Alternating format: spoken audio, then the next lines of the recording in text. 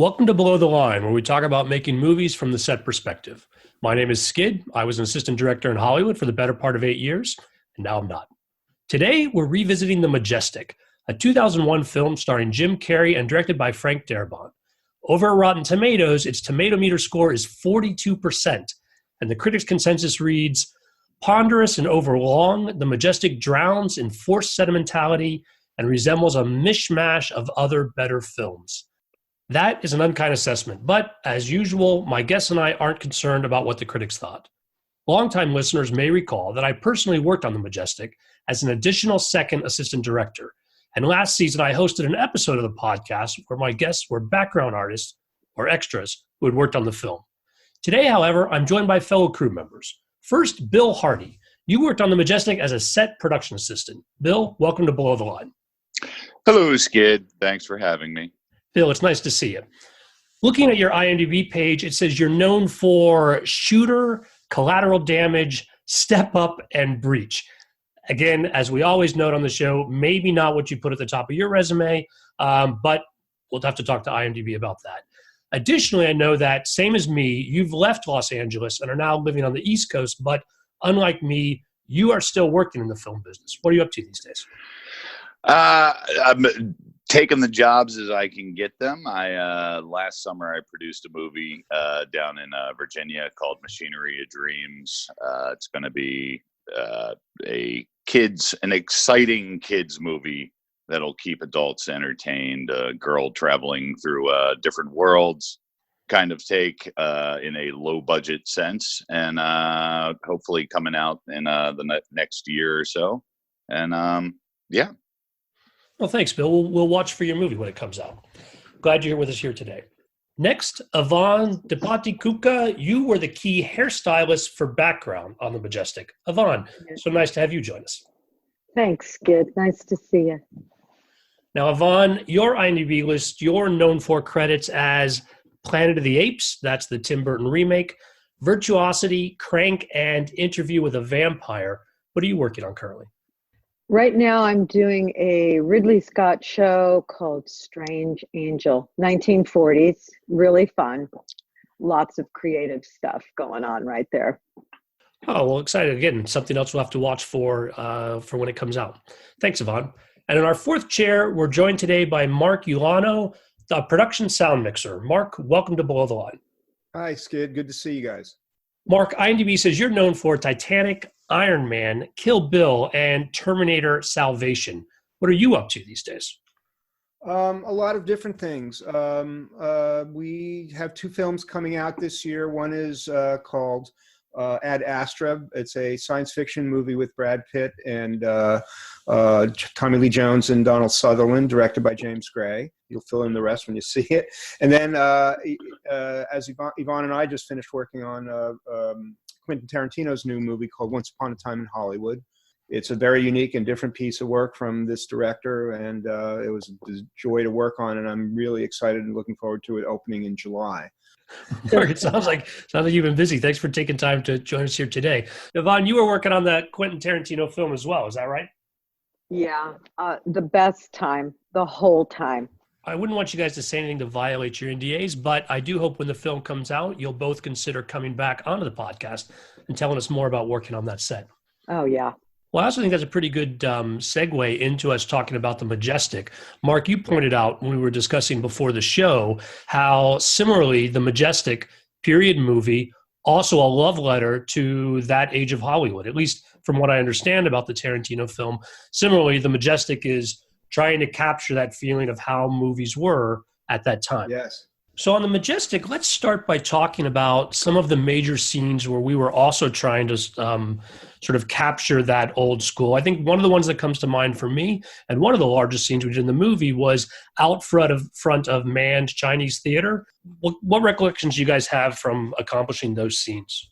For us, I think the background hair artists alone, there were 20 of us, all really pertaining to that exact moment in time.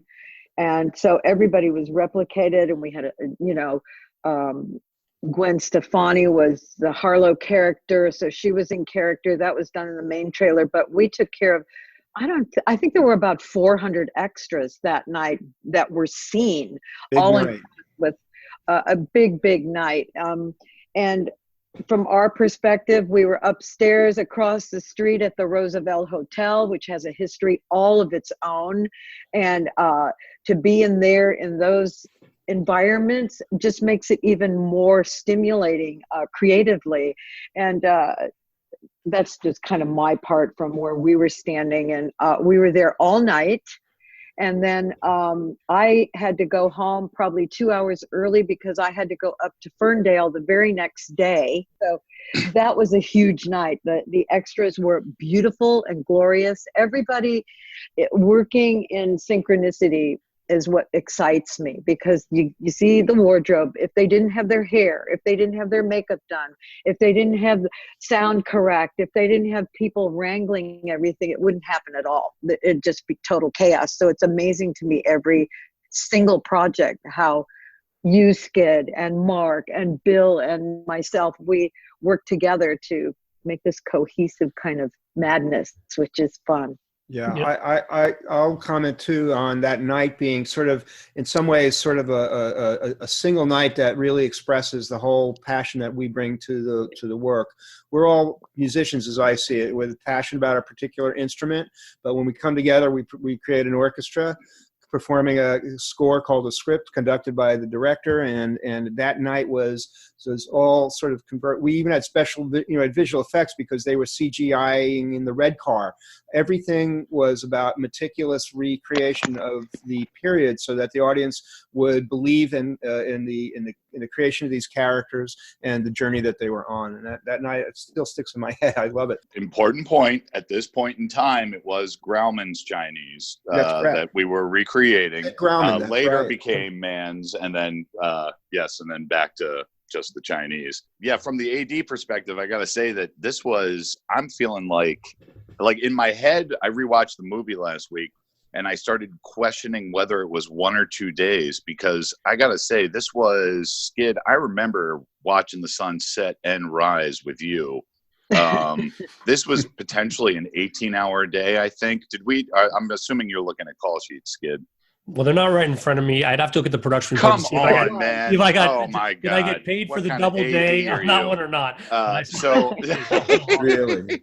So, but I remember starting in the afternoon. We had all the background getting ready across the street at the Roosevelt, which, as any film historian is going to know, is where the first Oscars were held, directly across the street from where they are now, which wasn't even there when we were shooting this. So this was literally capturing this intersection in history at a time where it was about to go away entirely.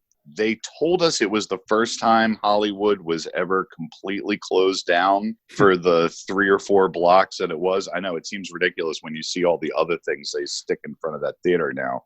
But from a film geek perspective, in addition to being an AD, the background and crew moving back and forth across the street between the hotel, the parking lot next door on Orange, the theater itself, it really was a symphony of action. And I gotta say that a little known fact about this scene, Bill Hader, a good friend of mine at the time, was an additional PA on the scene. So the two of us were literally walking around talking about Blazing Saddles busting into the Grauman's Chinese, where they're telling us that was all stage work.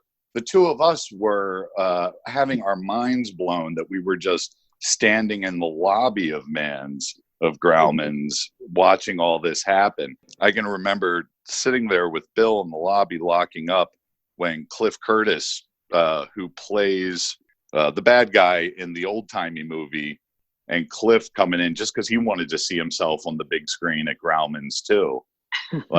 It was very exciting. Just standing in the projection booth. Oh, it's my favorite theater in Hollywood. It really is. And I'm going to jump in a little bit because Yvonne and I just reiterated that experience because Quentin locked up Hollywood Boulevard for a whole week and locked up Musso and Frank's for a whole week. And we were shooting exteriors. And my daughter, who's 23, will be 23 next week, was doing just what you were doing. She was one of the added production assistants and doing crowd control at 2 a.m. for people who wanted to rush in and see Brad Pitt and Leonardo DiCaprio and Al Pacino. It was, so in many ways, it was sort of a full circle for me. And I hadn't really put the Majestic in my head at the time, but this conversation is bringing me right back about how connected that all is. I was doing cars out in the street at the beginning of the shot, so it was really, I had taken a step back, if you will, because I had 1,000 looky-loos behind me across the street watching what we were doing, while in the meantime I'm in the other direction. Coincidentally, it's like the Truman Show, where everyone's standing still, dressed like they're in the 50s, waiting for everything to happen. One of the things that I'm hearing right now, which just stimulates me even more, is how much we love films. And the part that's so exciting is recreating some of the old films also that I grew up on and loved watching, because they were just iconic film things, the coloring, everything about it.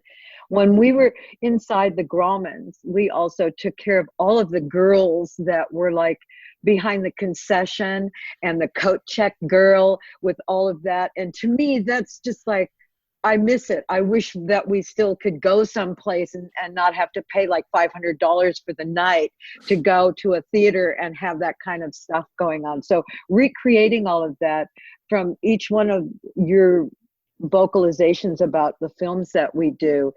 We love making movies. That's the part that's so exciting, and recreating. It strikes me, I know they're disappointed in terms of how the world reacted to the Majestic, but I know Frank and his writer Michael were deeply and emotionally invested in this film as their homage to Capra, as sort of a recognition, the underlying, commentary about the McCarthy era.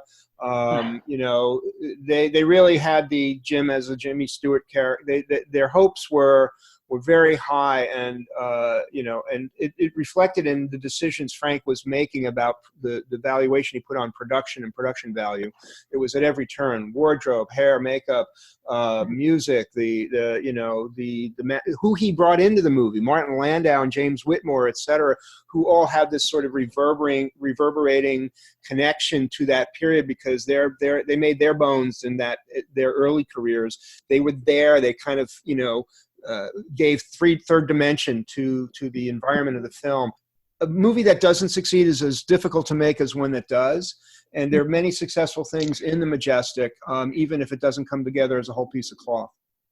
And it was not an inexpensive movie. I think at the time it was $90 or $100 million budget, something along those lines. And 20 years ago, that's a big number. That's a very big number. I'm not familiar with the exact budget numbers on that, but as you alluded to earlier, Mark, I think they spared no expense in trying to recreate that setup. I had actually forgotten that we shot the Chinese theater exteriors before we went to Ferndale. It was the day before. It was we wrapped on Saturday. I mean, I recall you and I discussing whether we were going to go to breakfast or lunch when we were leaving the next day, because I think it was 10:30, 11 in the morning, and we had started at noon the day before, and it was nothing but trailers getting wrapped out so they could make after the job. That's part of the reason it was so late. Yeah. We were just sitting in the AD trailer waiting for folks to finish wrapping out their trailers, so they could take the 7-hour drive up to Ferndale. That's right. We were that way. What it reminds me is that means then that I was not yet an assistant director. Nope. You had 7 days left. You had the first week and a half. You were the second DGA trainee on the job, and then you became the additional second AD. That's it's right. As if I was doing the production report, which I was not. I can still see our ins and out times emblazoned in my head. No, I'm just kidding. So that also means that I think as a trainee, I was being paid an hourly, so I would not have had my first official double day on that, no matter how 16th hour. That's right. Yes, because I had come in as a trainee. It was my last week of my 400 days working on the training program. Was going to become assistant director. but was brought in specifically to manage these large background calls and coordinate the process of on that you referenced earlier, where you had 20 hairstylists, we had additional number of makeup folks, wardrobe from the pre-fittings all the way through getting people ready. Massive. And that's where I got to, Yvonne, we had worked together on Planet of the Apes before when I was a trainee, but I wasn't as involved in the process of that there. But this was where you and I got to work very closely on making that work. And might I add that I loved how you operated and how you handled all of our extras, because I am a firm believer that they should be treated with courtesy and respect. You know, we have to help them along, and some of them didn't know anything about filmmaking. And I loved these 200 people that we took care of every day. You and I were like partners in crime, and to participate in this and watch. And I do believe that your military experience is part of what makes you so precise in how to deal with humans and how to deal and keep everything in order. I love that part of it. I got up to Ferndale and I had to pack this whole little trailer that I called the caboose, which also had extra wigs and everything in it that traveled everywhere with us. So after we were in Ferndale and we were working, we had our place in the church, which I loved. And we had all these animals around outside that you could go and take a break from the madness and see the animals, but because we were in country. And this is one of my favorite places, Northern California.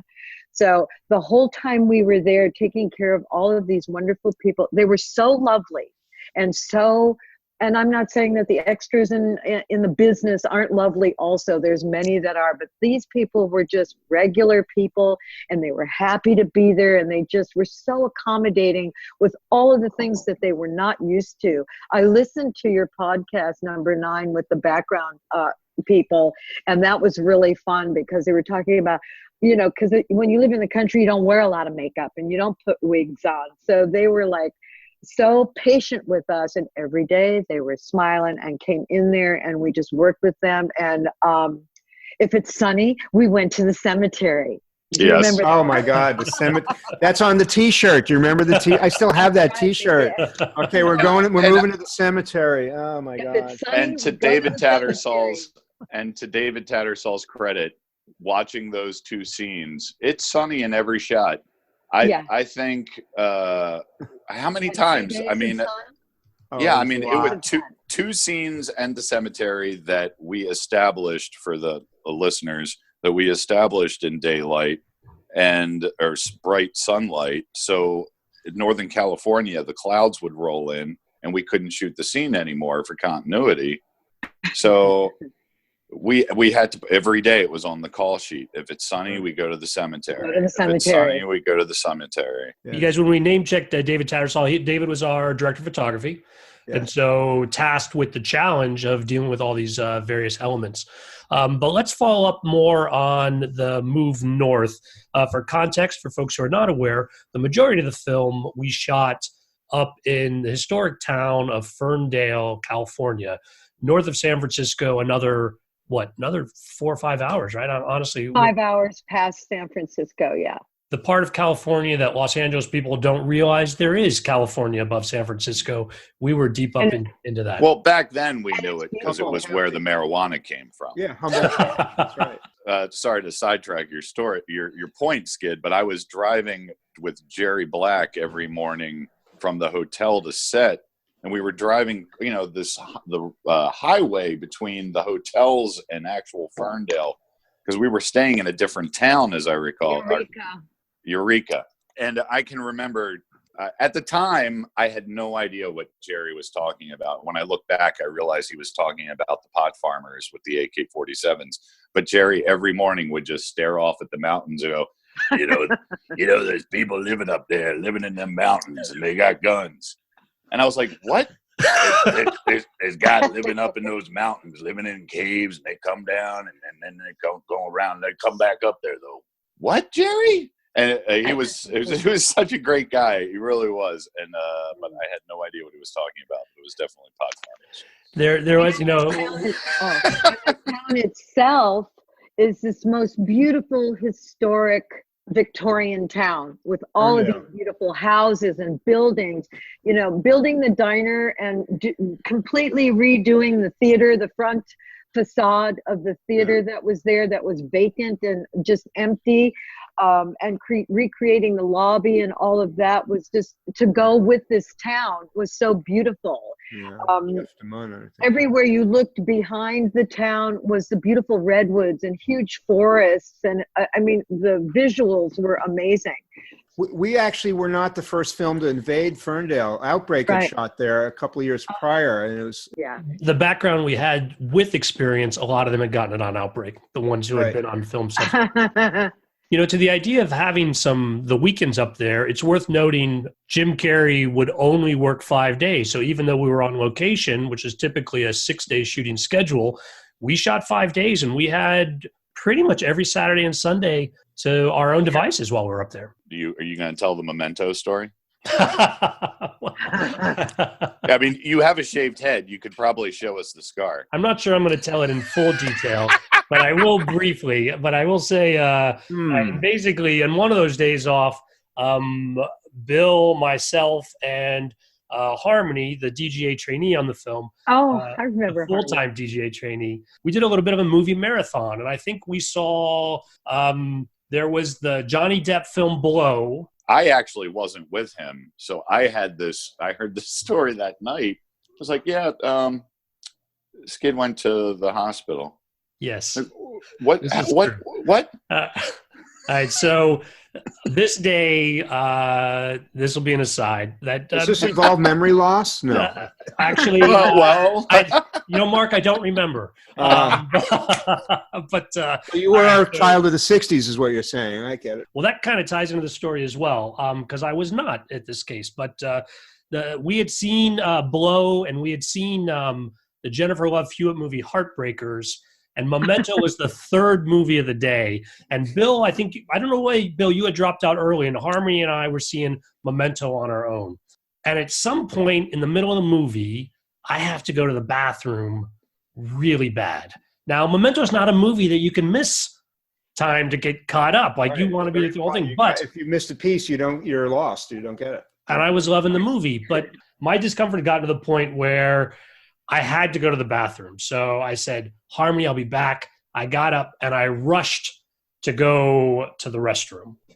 Well, all right. So this story starts to get complicated because a bunch of things start to come together. We're having the energy crisis, the Enron-induced energy crisis in California. So they're not running the AC at the proper level. It's way too hot in the movie theater. I haven't eaten anything all day except for maybe 2 Baja chicken chalupas, because that was when they were the special at Taco Bell, and we grabbed a little food between movies. And we've been basically sedentary for going on 5 or 6 hours. So whatever. When I rushed to the bathroom, I actually end up fainting in the bathroom and come to with a head wound that is just gushing blood all over the bathroom. And for those of you that don't remember, in Memento, Guy Pearce wakes up on the floor of the bathroom with a bloody head.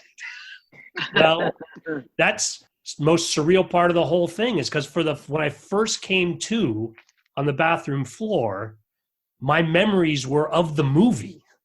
Like I was remembering the movie, the bathroom scene. In about a split second, my entire life came back like a flood. That was actually pretty awesome. Your religious experience in the bathroom at the movie. That was hard to recreate. It was like this sense of your entire life all at once. It was this huge relief. Now, it is true, to go back earlier, when at first there were these 2 doctors there with their wives, and they were seeing me. They called an ambulance. Those guys come, and because I had a head injury, they put me on a flatboard and immobilized me, but I'm bleeding out of the back of my head. So I'm basically like draining out while they don't move my neck. And they're like, "Are you on anything?"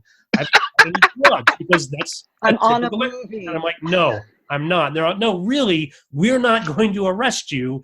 We need to know if you're on anything. I was like, no, I have not done anything today. The movie theater did give us free passes, so I got to go back and watch the rest of the film. But Please don't sue us. Come back again. And one of the makeup guys, Douglas No, who I'd worked with on Buffy previously as a trainee, he did take a lot of photos of my scar, so he could use reference, right? You could use it later. Because when it was late at night by the time I was at the hospital, and the doctor's all, you know what? It's on the back of your head. It's under your hair. I'm just going to do a sloppy, he didn't You're never going to go bald. He didn't give me the cleanest scar, and so yeah. So that is my Northern California story. Thanks, Bill, for remembering that. Yay! I thought you were going to tell me you got lost hiking in the redwoods. Were you back on set at Call? Oh, yeah. So that happened on Saturday, and then Sunday I went and saw the movie because I had to finish Memento, and then I was back there on Call on Monday, bright-eyed and bushy-tailed. I didn't miss. Of course you were. Who's going to run this whole setup? So let's talk more about that. Yvonne, up north, you had the setup. Yeah, we had a church, and it was quite lovely because it was sheltered as opposed to being outside in a tent with a bunch of makeup tables in a parking lot. We had the church that was our base camp for all the extra background of hair and makeup. So it was quite civilized as compared to some other shows where you have to work outside in a parking lot or in the dirt or where it's really difficult. So it was actually quite comfortable for us. And the church I had do you remember my electric scooter? When you bring it up. Yeah. Now, so that was my mode of operation, because to get from where the church was to where the set was and where the cemetery was, they were all around this town, which wasn't big, but to walk it all day long, I would not, so I had an electric scooter that I rode all over the place. So we would get everybody ready, and every night things had to be redressed. So a lot of times people say, well, all you do is put wigs on, but that's not the case, because every day we would put these wigs on these people. Every night I kept a certain amount of people to take them all apart and redress them for the next morning, depending on what time our call was. They would stay there and redress. And then I would go back and forth with letting half of the group go home early and the half of the group stayed late to keep this whole thing going. And like I said, I learned from somebody else. My department head, Nina, had ordered a separate little trailer, a tiny little like teardrop that I had shelves all built in. So when we moved locations, all those wigs and everything went back in the back, and I called it the caboose. And then I used that same experience on another movie that we did the same thing. We were shooting in Louisiana and had to go to Santa Fe and then Alamogordo, and then we had to come back to LA. So we used the teardrop to carry all these 200 wigs every day.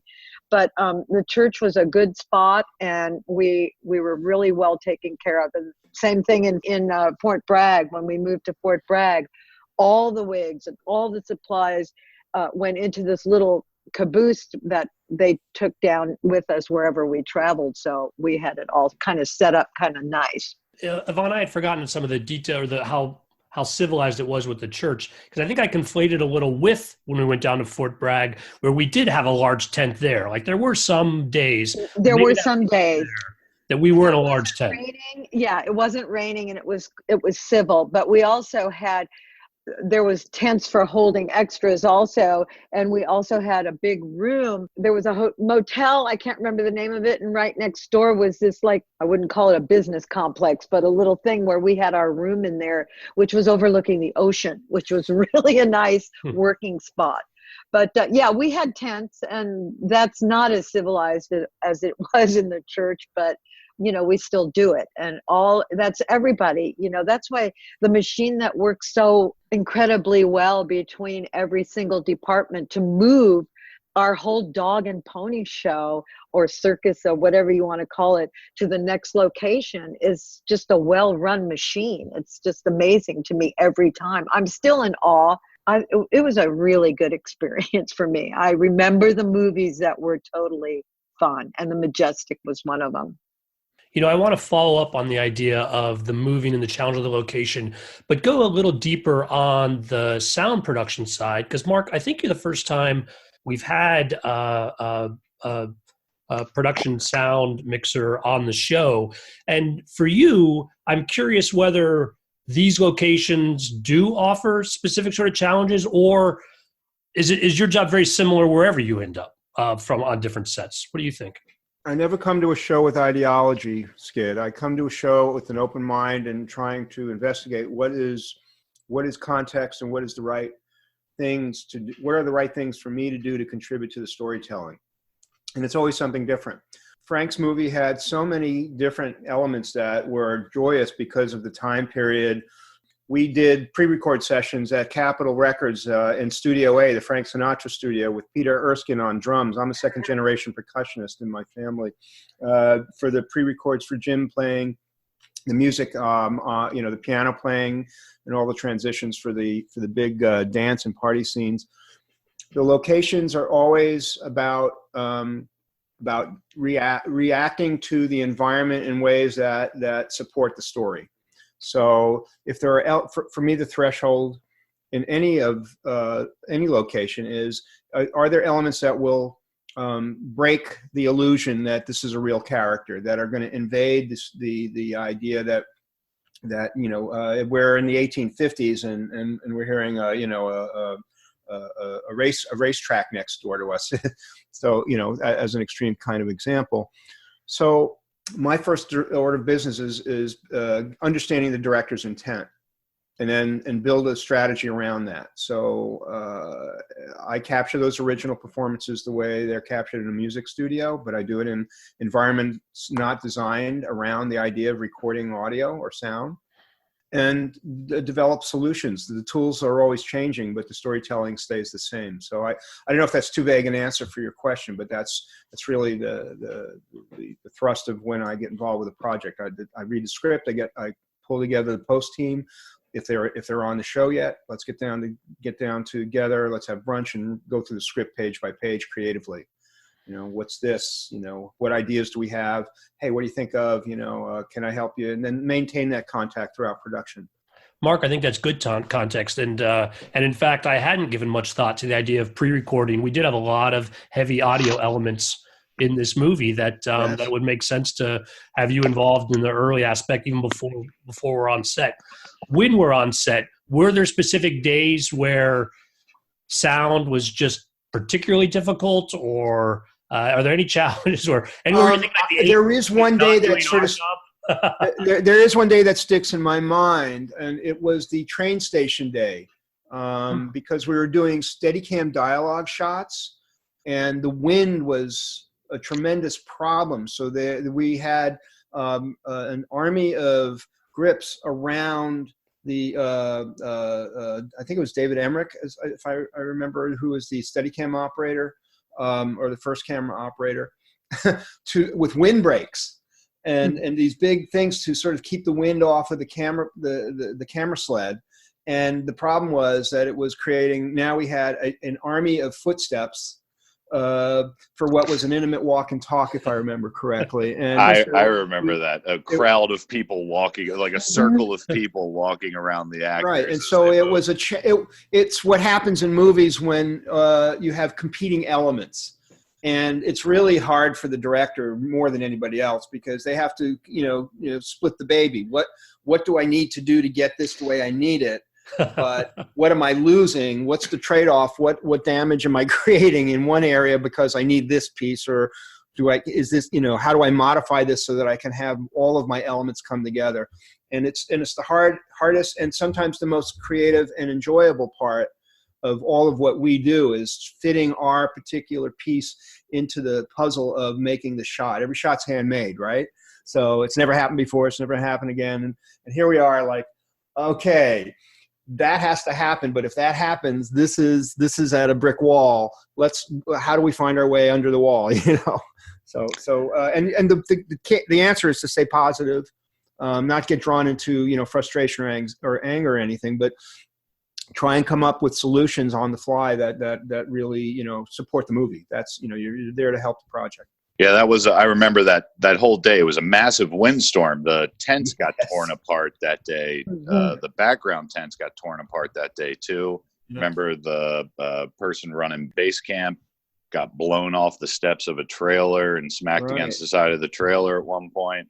And the train is a safety issue too. You guys had a lot of responsibility. I mean, obviously in recent times there have been some train injuries on movie sets at various places that sort of show how, including some mortalities that show how much responsibility falls on the shoulders of the production staff to keep people safe, because we can easily forget how exposed we are to an industrial work site because we're making movies.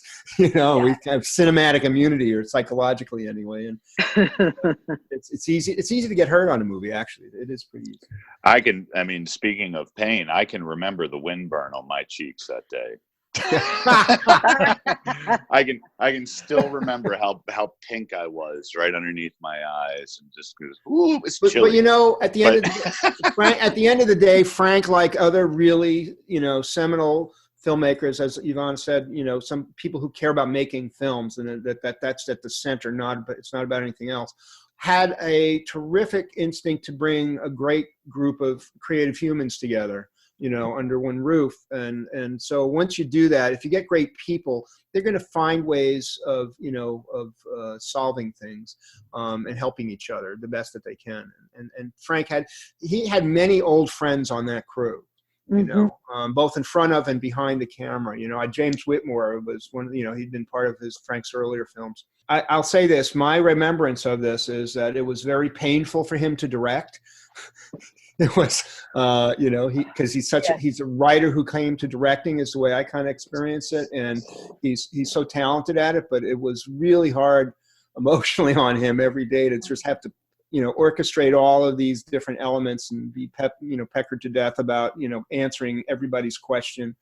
And I in retrospect, I'm really startled by that there's not a larger body of work from Frank as a director, because he's so talented at it. Amazing. Yeah, amazing. I'd hope that he would make, but that's just me. That's my own prejudice that I think I would like to have seen a lot more filmmaking out of him. I agree with you. And I also agree with the fact that when a director handpicks their crew or knows their crew so well, they just bring them together, and you don't get micromanaged. You don't have somebody pushing your head down all day long trying to manage things. They let us do the great things that we do, and we become very improvisational. I loved your thing about the train station. I remember that day. You just brought it right back to me. Talking about this is exciting because that day on the train station, we had over 100 people from my perspective. Yeah, it was huge. A lot of extras. Yeah, I think it was a 175, 250 kind of day, if I remember the background numbers. A working train. Coming back and forth, stopping and getting off all this stuff going on. So to me, the directors that thrill me the most are the ones who hire their dream teams and let them do what they do. And it makes the whole experience. That's why we go there and we'll jump through hoops for people when they allow us to do the thing that we know how to do.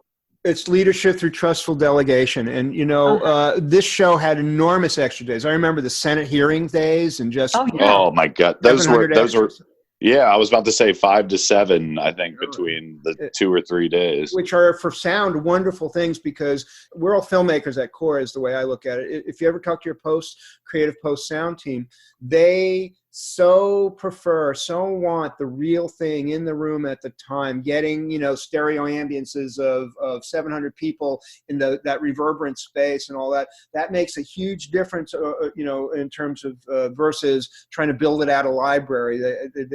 It's not, something that all filmmakers kind of aware of if they don't touch sound a lot, but it's it's a big deal. And I think Mark Mangini was our post guy on that show. Mark is, you know, an iconic post-production sound, you know, supervising sound editor.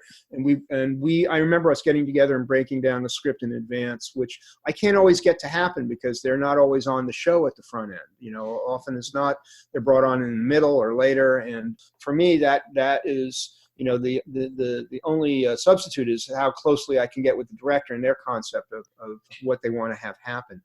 And Frank was very specific. That's another thing I admire about him is that, as Ivana says, he cares deeply about who's around him in the environment of the movie making, so that he can know that they're his advocates, know that they're out there to get what he needs in this movie the way he needs it, even if he hasn't verbally expressed it. And it's actually becoming a more rare thing. There are a lot of people who are directing from fear or terror or political strategy, and sometimes miss the boat on enjoying just the pure treasure of filmmaking. And he's one of those guys, you know. I also remember the cigar. Do you guys remember the cigar shenanigans between him and Steven Spielberg? Oh, that's right, because Spielberg was doing Minority Report at the same time, and they kept sending back video messages to one another. Right. It was the storm night at Universal for the lake, and they were. I think they were either stealing or bringing cigars to each. There's some funny. I can't remember all the details, but I remember that. I'm going to ask him next week. I'll be seeing Steven next week at our event. I'm going to say, "Do you remember the Frank?" This is going to help me. Actually, I appreciate it. Well, he visited us on our set on the set of the film Ivana and I just finished. Steven Spielberg came and visited us at the on the set at Universal. On Universal, that was fun. It was fun. The PAs didn't want to let him. I said, "Sorry, sir, this is not open to the public." Well, you know, being a PA is a hard job, man. He was. One of them said, "Oh, I think Ridley Scott's here on this set." I stepped on Steven Spielberg's toes. That's in my repertoire. I have a wonderful little tidbit about the Majestic also. My department head, Nina Paskowitz, and the costume designer, and Frank Darabont, we called them the Hollywood Mafia. They went to Hollywood High School together. Yes, Hollywood High class of 1980. There were more than just those two. There were more. The production designer, there was like 6, 7, or 8 of them that had all gone back to high school. That's right. You reminded me of that. Yeah, which I love that. Yeah, because, you know, it also, that's part of that whole thing, going back to segue to bringing people around you that, you know, have your back and will always do the things that you're looking for. To Frank's craft, if you will, that is one of the major images from the film that stays with me, is him with that green baseball hat that was just beaten and shaped to the top of his head, and that high roll collar sweater cardigan that he was wearing, leaning forward at the monitor with a Churchill in between his fingers, that long brown cigarette. And just the intenseness and the lips moving with the lines. Rob Reiner does that too. Speaking the lines along with the actors. And it's a Castle Rock movie, right? I mean, good point. And Rob's in the movie at the beginning too. Yeah. Right, that's a recording session. You know, Jim Banky is from Castle Rock. That was his link, you know, into the movie. So it was, And also, I remember Frank being very concerned about how well we took care of his period car that Jim was driving around the lot in Hollywood at the old Warner lot. That was the car that he crashes in. It becomes that, you know. Yeah. Right. Yeah, because when it's all in one piece. Yeah. Right. Yeah, I had an image of that in my head last night. I don't know. Mark, you probably remember because it was a sound thing. There's a shot of Jim now I know we're back to LA, but from Ferndale, but Jim talking to the monkey in the passenger seat, and the camera, it's the POV of the monkey looking up at Jim, and all you can see is the Ferris wheel in the background. And I remember locking up the pier in Santa Monica, and it was like a Friday night. Because, you know, as filmmaking goes, you know, your late nights, your darkness is always going to be on the end of your day, Friday. and it was there must have been 1,500, 2,000 people on the pier that night surrounding the car. He's there in the middle of the night in the movie, totally by himself, and that car was surrounded by looky-loos. I am always amazed that the sentiment of the scene is pulled off just because there were so many people. That car taking up what's half in of the pier. shot. That's it. What is in the shot? That's all that we're working towards. It's great. No, Yeah, but really. you know what? That's a perfect example of the collaboration between departments. In my work, we depend intensely on the production side to support the respect for the space for the actor and the directors to be possible for them to perform, and without your contribution to preparing the environment, even if it's a ridiculously untenable circumstance, like 2,000 extras off camera in a silent scene, it amazingly succeeds most of the time, So it's because you have diplomacy, creativity, and a steel spine. You need all of it. Steel spine. Let's talk more about the filming after we came back from Ferndale. Bill, you alluded to we came back. We shot down by the pier for that. Earlier, Mark, you were speaking about when we shot the House Un-American Activities Committee, which, of course, is supposed to be taking place in Washington, D.C., but we shot in the MacArthur on MacArthur Park. That's right. That was another example of collaboration. In pre-production, when we scouted it, I was able to work with the art department to put circular columns in the corners of the room that were dressed in as set dressing to break the standing waves acoustically in the room because of the reverberance isn't always bad. It's an actual reality and environment. It can be a good and useful component, but if it's uncontrollable, it can invade and then break that illusion for you.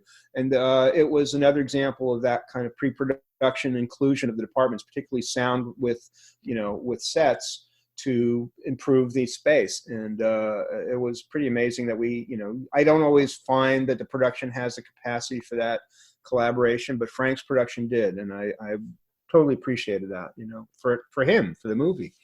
And it was a great place to hide an air conditioner hose, as I recall, as well. Right.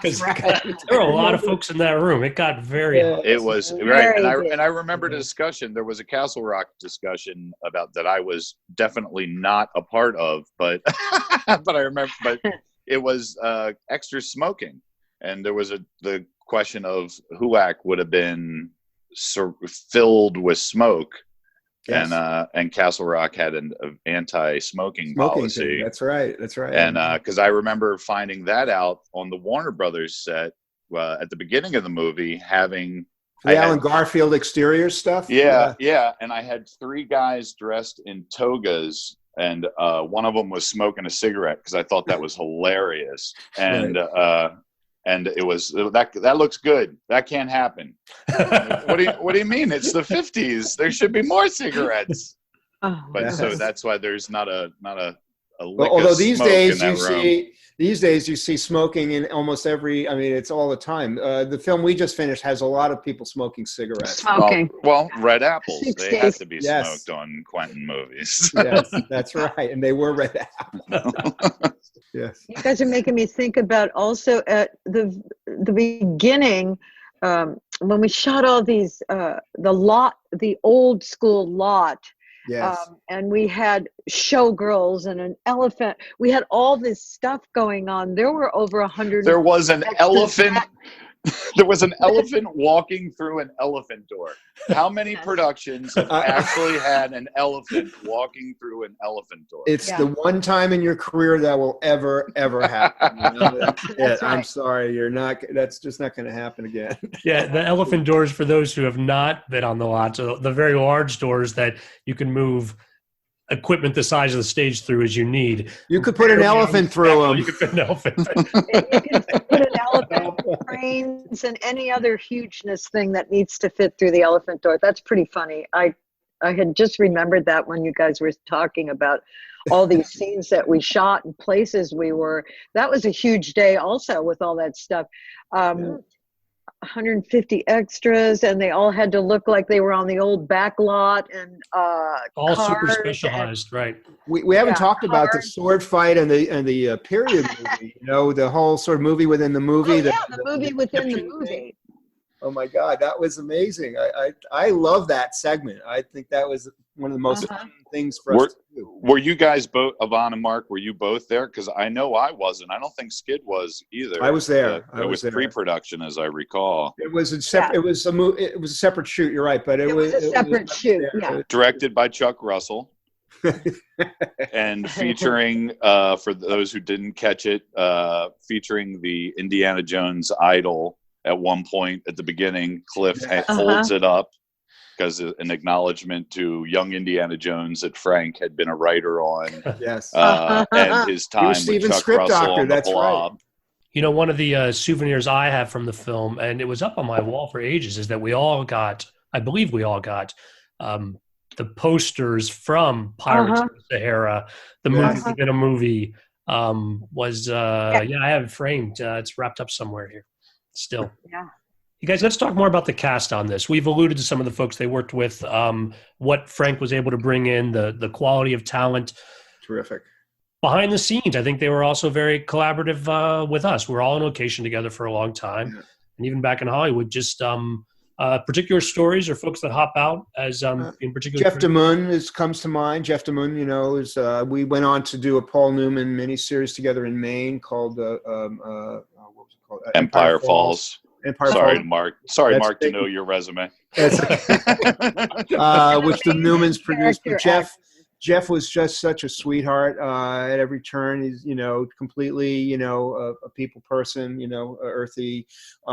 James Whitmore, I remember sitting with him and just, you know, I mean, I loved him since the movie Them, you know, when I was a kid, you know, with the ants, giant ants and all that. But or Black Like Me, many different films. And he had to be, I think he was in his early 90s when we got him there, wasn't he? Yes. Wasn't he? He was just like 90 or 90. He had the most beautiful eyebrows. He did. When it comes to crazy hair eyebrows, I mean, granted, I don't think they were that way on Them. But there are scenes in the movie where they're almost covering up his eyes. Yeah. And he was so iconic in Frank's Shawshank, you know, that was such a pivotal role. Just he was an amazing man that I had, you know, again, because I was loading actors into the van in the morning, I had the honor of seeing him first thing in the morning on a regular basis.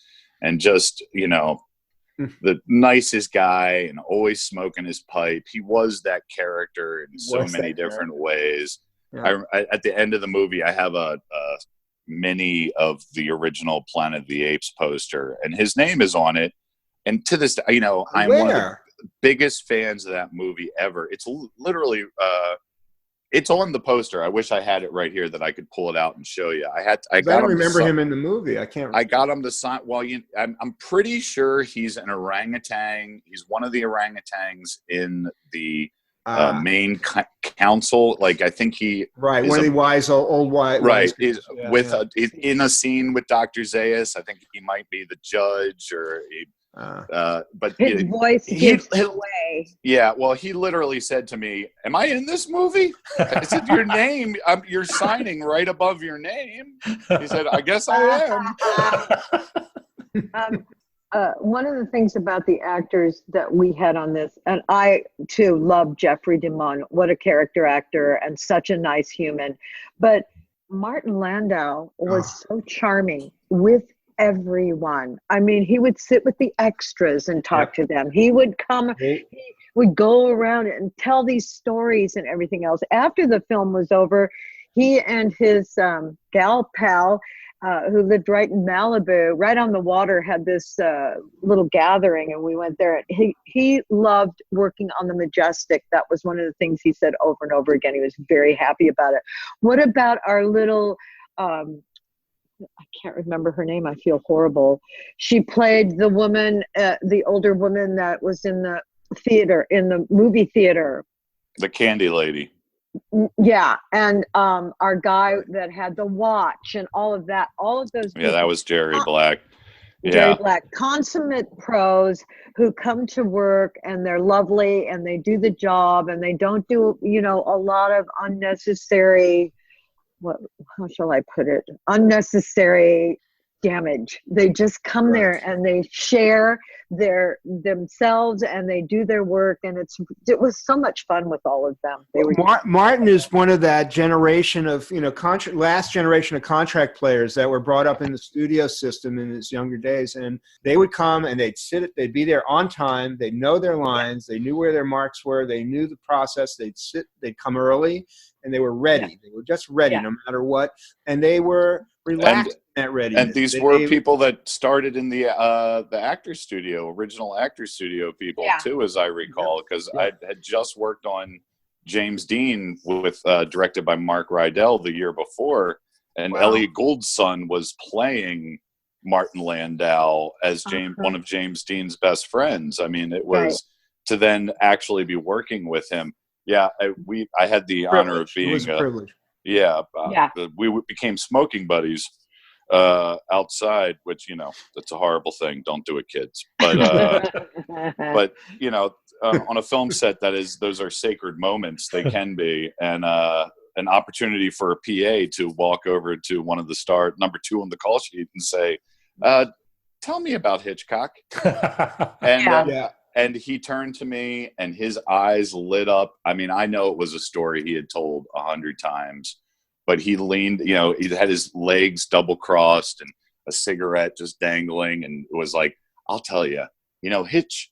And he said Hitch. And that was the moment I was like, oh my God, you're so Martin Landau. Right. North by Northwest you're talking about, right? Yeah, exactly. Yeah. One of my favorite movies. And he said, Hitch hated actors.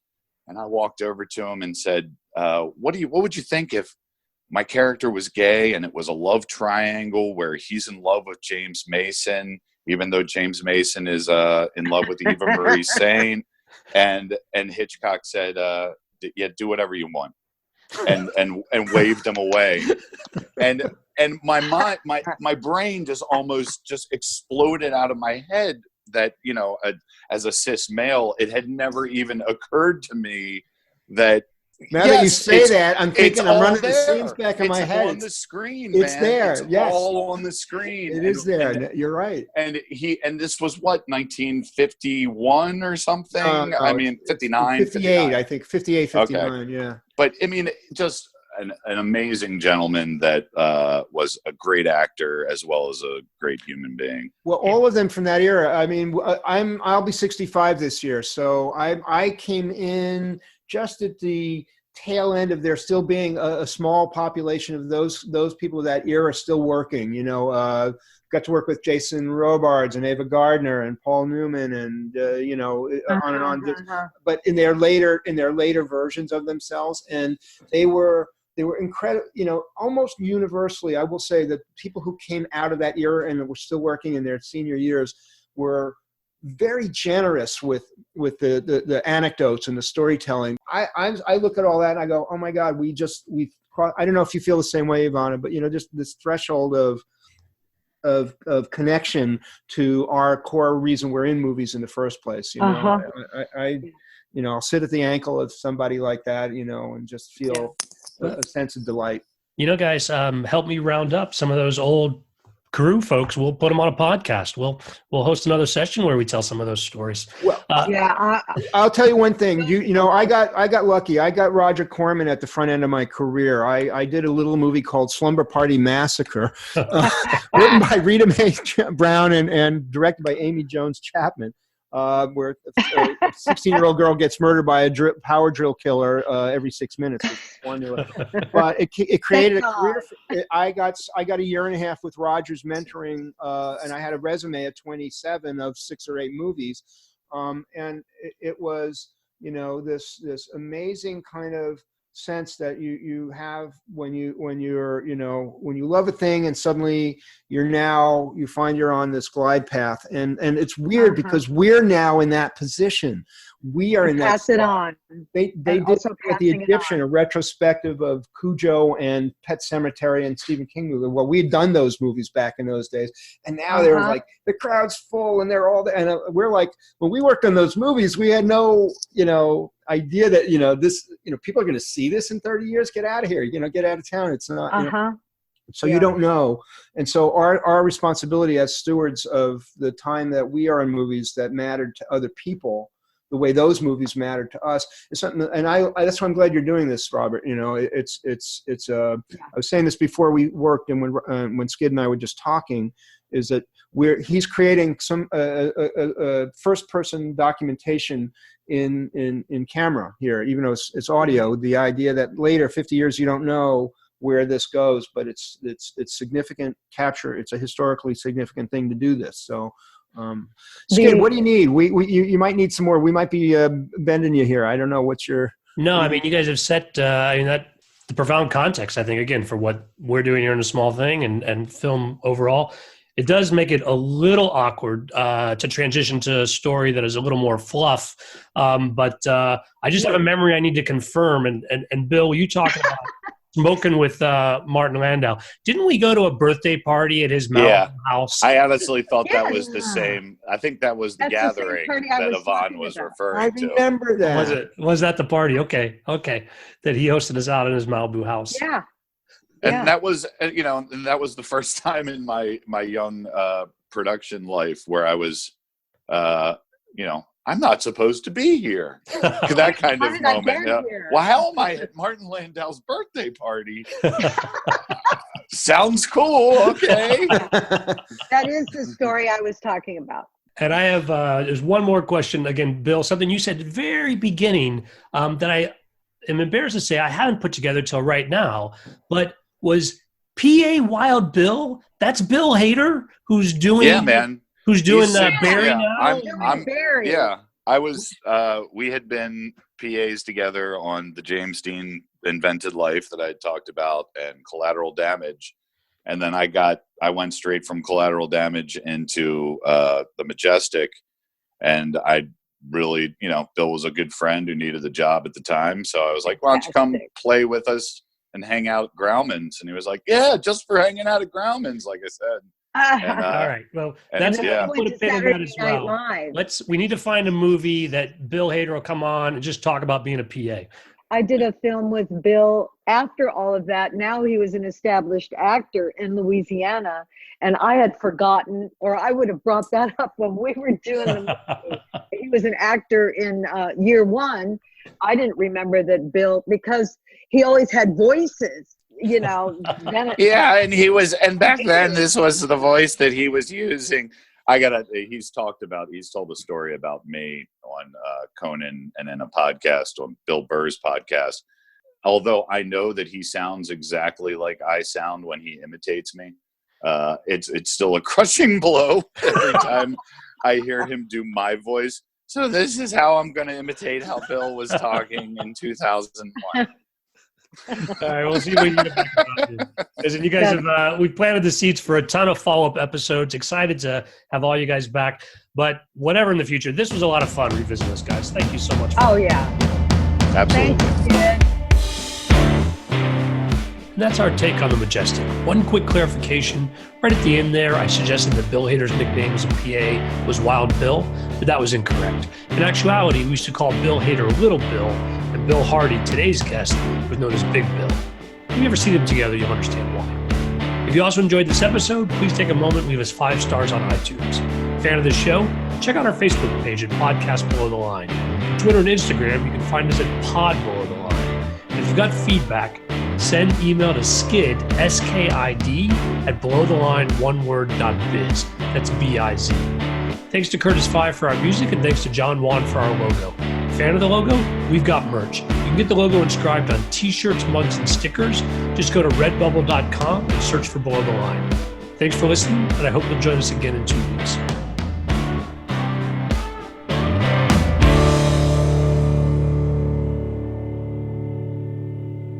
Your hair looks great. I was literally just, the reason I took my hands off was like, oh, wait, people can see me.